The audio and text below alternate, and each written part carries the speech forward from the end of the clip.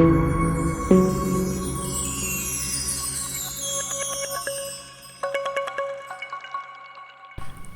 Friends, welcome back to our channel. ఈరోజు నేను చూపించబోయేదండి Amla rice అండి. అది ఏంటంటే ఉసిరికాయతో అన్నం అండి. చాలా బాగుంటుంది ఫ్రెండ్స్. ఇప్పుడున్న వెదర్కి అయితే కంపల్సరీగా మనం తీసుకోవాల్సినటువంటి రెసిపీ అండి ఇది. మన చిన్నవాళ్ళ నుంచి పెద్దవాళ్ళ వరకు ఇప్పుడు ఈ చలికాలంలో ప్రతి ఒక్కరికి జలుబు దగ్గు అనేది వస్తుంది కదండి. మెయిన్ ఏంటంటే మనకి ఈ ఉసిరిలో సి విటమిన్ అనేది ఎక్కువ ఉంటుంది ఫ్రెండ్స్. అలాగే క్రోమియం కూడా ఉంటుంది. మెయిన్ ఇంకా చిన్నపిల్లల్లో అయితే మనకి వీళ్ళకి ఇమ్యూనిటీ పవర్ అనేది మంచిగా డెవలప్ అవుతుందండి.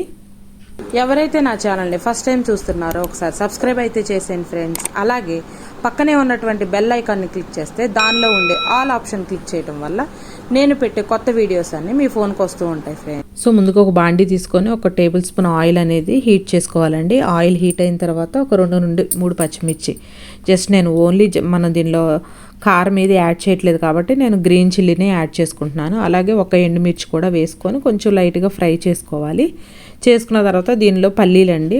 పల్లీలు కూడా మనకి హెల్త్కి మంచిది కాబట్టి పిల్లలు కొంచెం ఇష్టంగా తినాలి అన్నప్పుడు ఈ పల్లీలు ఇలాంటివి వేసి పెడితే వాళ్ళకి ఇంకొంచెం ఇంట్రెస్ట్గా తింటారనమాట. డైరెక్ట్గా వాళ్ళకి ఉసిరికాయ ఇచ్చి తినండి అని అంటే తినరు కదండి.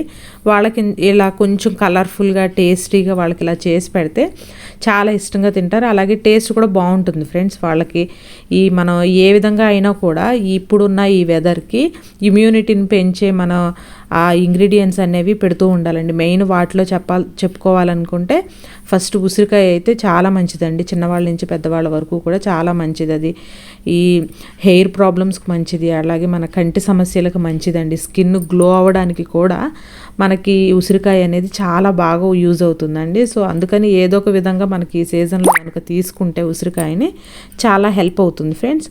సో మనం ఈ పోపు అంతా కూడా ఒకసారి ఇలా కొంచెం మనకి గోల్డెన్ కలర్ వచ్చే వరకు ఫ్రై చేసుకోండి.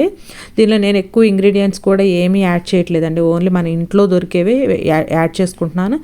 సో మీకు ఇంట్లో కర్రీ కూడా ఏమీ లేదు అన్నప్పుడు ఇలా కూడా ట్రై చేసుకోవచ్చు. మనం హెల్తీగా తిన్నట్లు ఉంటుంది, అలాగే టైం కూడా మనకి సేవ్ అవుతుంది అనమాట.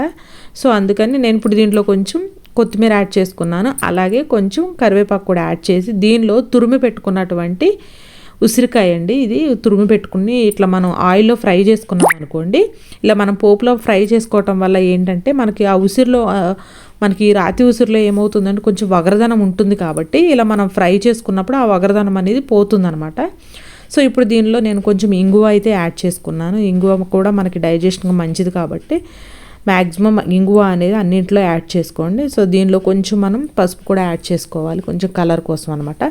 పసుపు కూడా యాడ్ చేసుకున్న తర్వాత మనం ముందుగా రైస్ అయితే బాయిల్ చేసి పక్కన పెట్టుకోండి. వితిన్ 10 to 15 minutes లోపే అయిపోతుంది ఫ్రెండ్స్. ఇంట్లో కర్రీ ఏమి లేనప్పుడు మన పిల్లలకి హెల్తీగా ఇలా చేసి పెట్టాలనుకుంటే ఉసిరికాయ రైస్ అయితే బెస్ట్ అండి. బెస్ట్ రెసిపీ అవుతుంది. వాళ్ళకి టేస్టీగా తినిపించవచ్చు అనమాట.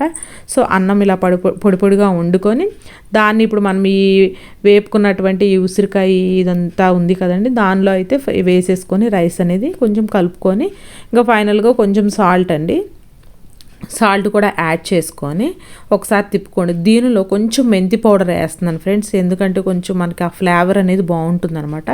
మీకు ఇష్టం లేదు అనుకుంటే స్కిప్ చేసేయండి. నేనైతే కొంచెం వేసుకుంటే బాగుంటుందన్నమాట.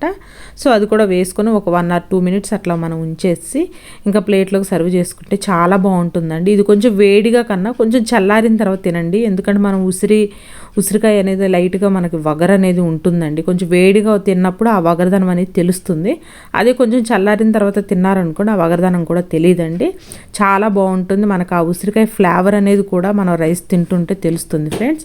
సో ఇంకెందుకు లేట్, మీరు కూడా ఒకసారి ఇలా ట్రై చేసేయండి. మీ ఇమ్యూనిటీని అలాగే మీ ఇంట్లో వాళ్ళ ఇమ్యూనిటీని కూడా ఈ రైస్తో పెంచుకోండి. సో ఇలాంటి వెరైటీ రెసిపీస్ కోసం మన ఛానల్ని అయితే సబ్స్క్రైబ్ చేయటం మర్చిపోకండి ఫ్రెండ్స్. Thanks for watching.